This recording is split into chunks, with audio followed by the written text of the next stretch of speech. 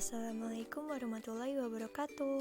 Halo, perkenalkan saya Alieva Maria Hiptiah dari Prodi Ekonomi Syariah kelas E dengan NIM 204011119. Kali ini saya akan membahas mengenai salah satu lembaga keuangan syariah, yaitu Pegadaian Syariah. Nah, sebelum membahas mengenai lembaga Pegadaian Syariah, kita harus tahu dulu nih, apa itu gadai? Yuk kita bahas sama-sama. Secara etimologi, kata rohan atau gadai berasal dari kata rohana yarhanu, yang artinya ada 4, yaitu 1. Al-habs atau menahan, 2. Al-subut atau tetap, 3. Al-dawam atau kekal, dan keempat, jaminan.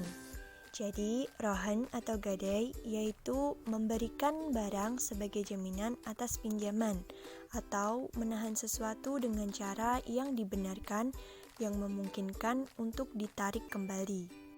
Sejarah pegadaian syariah di Indonesia tidak dapat dipisahkan dari kemauan warga masyarakat Islam untuk melaksanakan transaksi akad gadai berdasarkan prinsip syariah dan kebijakan pemerintah dalam pengembangan praktik ekonomi dan lembaga keuangan yang sesuai dengan nilai dan prinsip hukum Islam.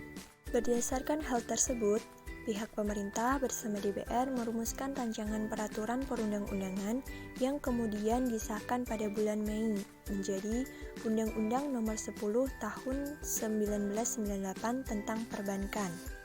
Undang-undang tersebut memberi peluang untuk diterapkan praktik perekonomian sesuai syariah di bawah perlindungan hukum positif.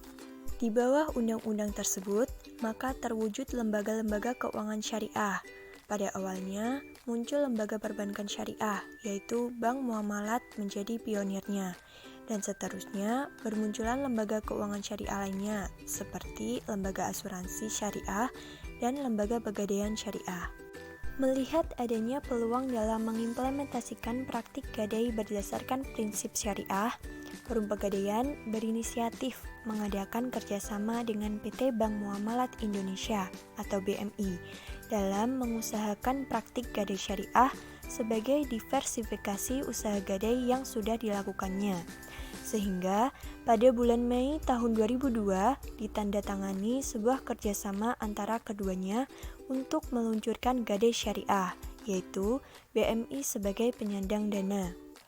Untuk mengelola kegiatan ini, dibentuklah unit layanan gadai syariah sebagai gerai layanan tersendiri, namun masih dalam satu atap pada cabang-cabang Perum Pegadaian.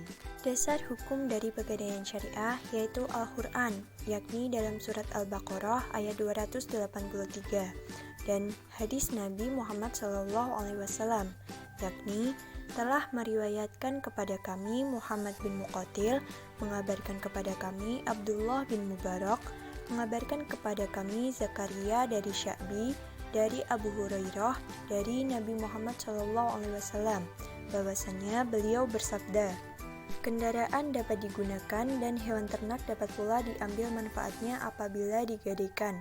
Penggadai wajib memberikan nafkah dan penerima gadai boleh mendapatkan manfaatnya. Hadis riwayat Al-Bukhari. Akad dalam pegadaian syariah. Yang pertama, akad rohan.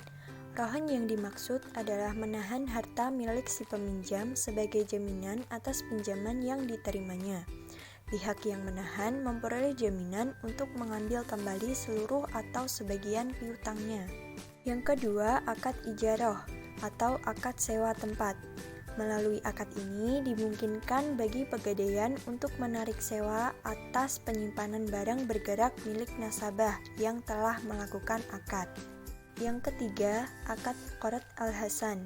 Dalam akad ini, pihak pegadaian tidak boleh mengambil keuntungan dari pihak rohin, kecuali memungut biaya perawatan dan pemeliharaan barang yang digadaikan selama barang tersebut berada di pihak pegadaian.